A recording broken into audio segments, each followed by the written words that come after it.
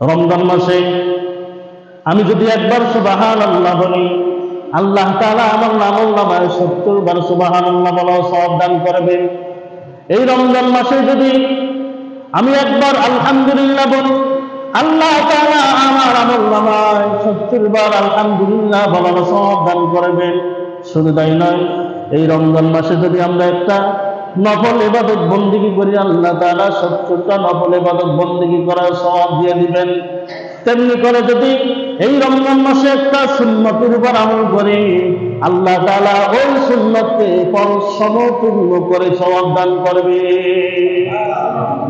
এই রমজান মাসে আমরা একটা যদি সুন্নতের আমল করি, আল্লাহ তাআলা ফরজের সমতুল্য সওয়াব দান করবেন। আর যদি একটা ফরজ ইবাদত বন্দেগী করি, আল্লাহ তাআলা 70টা ফরজ থেকে শুরু করে 700 পর্যন্ত সওয়াব দান করবে। তাহলে এই রমজান মাস বরকতের মাস।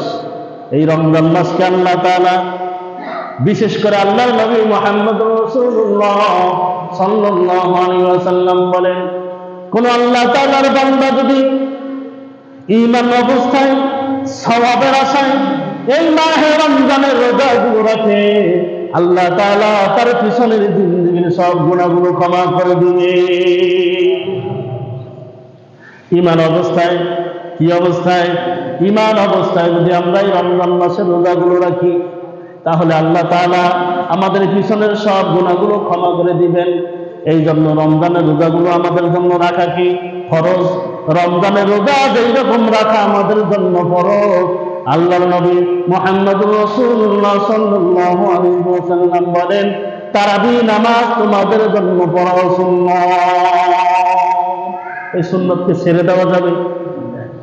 প্রথম 5 রোজা মসজিদ ভরপুর, এরপরে রমজান আস্তে আস্তে যাইতেছে, পিছনে যাইতেছে, মুসল্লিও মসজিদ থেকে কমতেছে, শেষ পর্যন্ত মসজিদে 2 কাতার না এর থেকে বেশি থাকে, এরকম না? আপনাকে মসজিদে তো আমি আগে পরে ছিলাম না, এই জায়গার খবর জানি না, অন্যান্য জায়গায় দেখেছি। ইমানদার মুসলমান, রমজান মাস আমরা এখন ভ্যারাইটিস মুসল্লি হয়ে গেছি। কপাল পোড়া মুসলমানও বললে চলে।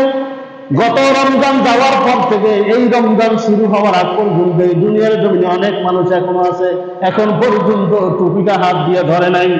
1 ওয়াক্ত নামাজ মসজিদে তো দূরের কথা, বাসায় বৈশাও আদায় করে নাই।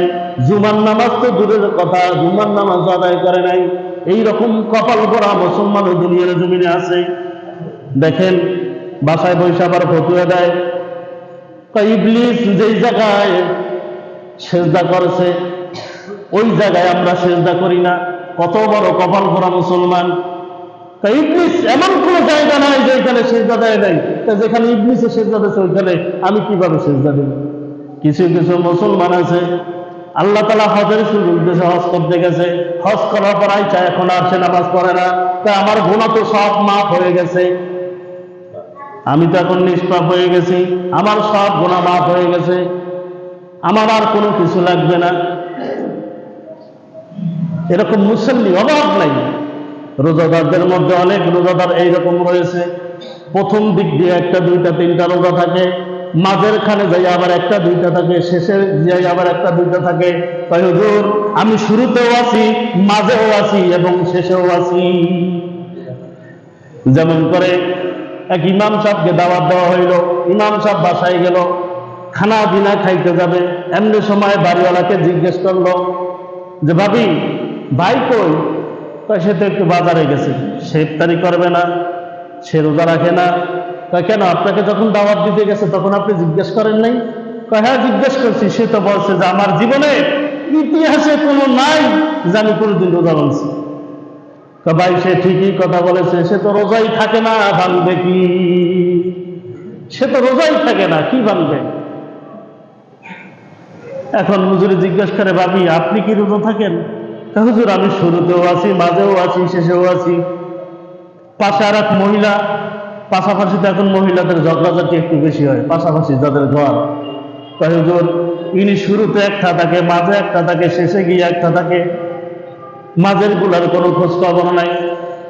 আমাদের ভিতরে এই রকম ভাবে বর্তমান মুসলমান আমরা এত নিচে নেমে গেছি, আমাদের অবস্থাটা এমন চরম পর্যায়ে পৌঁছে গেছে। ইমানদার মুসলমান, দেখা যায় যে আমাদের সন্তানগুলো সাবালক হয়ে গেছে অথবা সাবালিকা হয়ে গেছে, তাদের রোজা রাখা ফরজ হয়েছে, আমরা রোজা রাখতে দেই না। ইমানদার মুসলমান, আমি নিজে তো রোজা রাখতে পারি না, আবার আমার সন্তানদেরকেও রোজা রাখতে বাধা দিতেছি। কয় পাপ করতেছি হিসাব করেন একবারও। নিজে তো রোজা রাখতেছি না, তারপর আবার আমার সন্তানরা রোজা রাখবে। রোজা রাখলে স্বাস্থ্য দুর্বল হয়ে যাবে, রোজা রাখলে চেহারা শুকিয়ে যাবে, রোজা রাখলে এটা হবে সেটা হবে। ইমানদার মুসলমান, যেই সমস্ত আল্লাহর বান্দা এবং বান্দীরা রোজা রাখবে, রোজা রাখার কারণে তাদের চোখ গর্ত হয়ে যাবে, তাদের কানের গোড়া ভিতরে প্রবেশ করবে, ভিতরে ঢুকে যাবে। হাসরের ময়দান যখন কায়েম হয়ে যাবে, এই হাসরের ময়দানে একদল মানুষের চোখের গোড়া থেকে, কানের গোড়া থেকে কুয়াশার মতো বের হইতে থাকবে, বের হইতে থাকবে, বের হইতে থাকবে। গোটা হাসরের ময়দানটা খুশবুযুক্ত হয়ে যাবে। আর একদল উম্মত তারা জিজ্ঞেস করবে, এই লোকগুলো কারা? এই লোকগুলোর চোখের গোড়া থেকে এবং কানের গোড়া থেকে এগুলো কি বের হইতেছে? কি বের হওয়ার কারণে আজকে হাসরের ময়দানটা এরকম ভাবে খুশবুযুক্ত হয়ে গেছে? তখন ফেরেশতারা ডাক দিয়া ওই বান্দাদেরকে বলবে, এরা হইল ওই জামানার, বিশেষ করে আখিরি জামানার পয়গম্বর মুহাম্মদুর রাসূলুল্লাহ সাল্লাল্লাহু আলাইহি ওয়াসাল্লাম উম্মত, যারা রমজান মাসে রোজা রাখত। রোজা রাখার কারণে তাদের চোখ গর্ত হয়ে গেছে, চোখ ভিতরে ঢুকে গেছে, কানের গোড়া গর্ত হয়ে গেছে।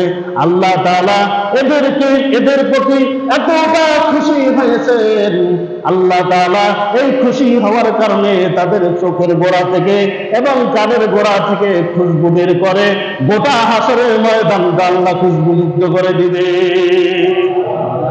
তাহলে ইমানদার মুসলমান, রোজা রাখলে যদি চেহারা নষ্ট হয়ে যায়, রোজা রাখলে যদি আমার চোখ গর্তের মধ্যে ঢুকে যায়, এতে লাভ আছে না ক্ষতি?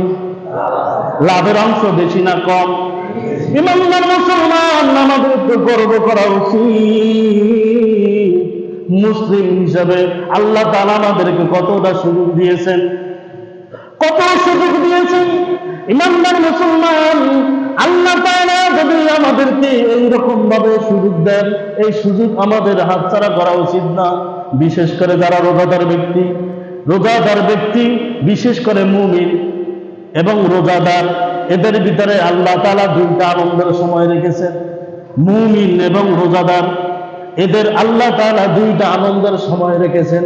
দেখেন, একজন বান্দা সে যখন সারাদিন রোজা থাকে, তার কলিজাটা এমন ভাবে শুকিয়ে যায়, মনে হয় সারা দুনিয়ার সব পানি সে খেয়ে ফেলবে, এতটা তৃষ্ণার্ত হয়ে যায়। এই বান্দা যখন সামনে কিছু খাবার পায়, ইফতারির সম্মুখে নিয়ে দেখেন বৈশা থাকে, আল্লাহ তাআলার হুকুম হবে তারপর সে খাবে। এই অবস্থার মধ্যে সে যখন বৈশা থাকে, তখন আল্লাহ তাআলা ফেরেশতাদেরকে ডাক দিয়ে বলেন, ওগো ফেরেশতারা, তাকাই দেখো আমার বান্দা সারাদিন রোজা রেখে দেখো সামনে খাবার নিয়ে নাড়াচাড়া করতেছে, সামনে খাবার নিয়ে অপেক্ষা করতেছে। ওগো ফেরেশতারা, দেখো তোমরা তো বলেছিলা এই উম্মতদেরকে দুনিয়ার জমিনে পাঠাইও না, খলিফা নির্বাচন করিয়েন না, এরা দুনিয়ার জমিনে মারামারি করবে, এরা দুনিয়ার জমিনে কাটাকাটি করবে, হানাহানি করবে, রক্তারক্তি করবে। ওগো ফেরেশতারা, তাকাই দেখো তারা কত সুন্দর, আমার নিদর্শন দেখো, আমার হুকুমের অপেক্ষায় তারা বসে রয়েছে, খাবার সামনে আছে, মন চাইলে খাইতে পারে, কিন্তু খাইতেছে না, আমার হুকুমের অপেক্ষায় আছে।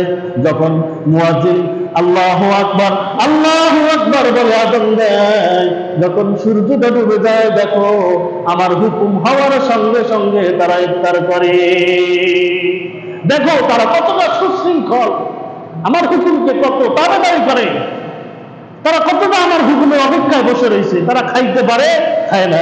ইমানদার মুসলমান, সে যখন ইফতারি করে, ইফতারি করার পর তার তৃষ্ণা, সারা দিনের তৃষ্ণা কিন্তু কমে যায়, মনটা ভরে যায়। ইমানদার মুসলমান, আমার একটা বাচ্চা হারাই গেছে, মনে করেন বাচ্চা হারাই যাওয়ার পর সারাদিন খোঁজাখুঁজির পর আমি পাইলাম, আমার মনটা কি খুশি হবে না খারাপ হবে? অবশ্যই মনটা খুশি হবে। তদ্রুপ ভাবে সারাদিন রোজা রাখার পর আমরা যখন ইফতারি করি, ইফতারি করার পর আমাদের দিলটা ঠান্ডা হয়ে যায়। এমনি করে আল্লাহ তাআলা বলতেছেন মুমিন বান্দার জন্য দুইটা সময় হইল আনন্দের সময়, একটা হইল ইফতারি সময়, আর একটা সময় হইল আল্লাহ তাআলার সাথে সাক্ষাতের সময়। এই সাক্ষাতের সময়টা হবে কোন জায়গায়? জান্নাতের ভিতরে। একদল মানুষ জান্নাতের ভিতরে যাওয়ার পরেও তারা বারবার শুধু আল্লাহ তাআলাকে বলতে থাকবে হুরু গেলমা জিতনি নেমত হায় তু, হুরু গেলমা জিতনি নেমত হায় তু, সবসে বেহতর নেমতে দিদার তু। ওগো আল্লাহ, হুর গেলমানের আমার দরকার নাই। দুনিয়ার জমিনে আমরা ইবাদত বندگی করেছি একমাত্র তোমাকে রাজি খুশি করার জন্য। আল্লাহ, তুমি একটু আমাদের সঙ্গে দেখা দাও, তোমার দিদার বিহীন আমাদের জান্নাতের দরকার নাই। ওগো আল্লাহ, তুমি আমাদের সাথে একটু দেখা দাও। এই রকম ভাবে বারবার বারবার ডাকতে থাকে হুরু গেলমা জিতনি নেমত হায় তু, সবসে বেহতর নেমতে দিদার তু। এইরকম ভাবে ডাকতে থাকে। যখন আল্লাহ তাআলা ওই বান্দাদের সাথে দেখা করবেন, এই আনন্দটা মুমিনের সব চাইতে দুনিয়ার জমিনে, এই দুনিয়ার জমিনে যে তারা ঠান্ডা পানি দিয়ে শীতের রাত্রে ওযু করেছে, নামাজ আদায় করেছে, তাহাজ্জুদ করেছে, আল্লাহ তাআলার হুকুম পালন করেছে, আল্লাহ তাআলার ইবাদত বندگی করেছে, এই কষ্টটা যেদিন আল্লাহ তাআলা সাক্ষাৎ করবেন সব কষ্ট তাদের ভুলে যাবে। এইরকম ভাবে আল্লাহ তাআলা ভুলে যাবেন। তাহলে ঈমানদার মুসলমান, যেটা বলতেছিলাম, মুমিন বান্দার আনন্দের সময় হইল কয়টা?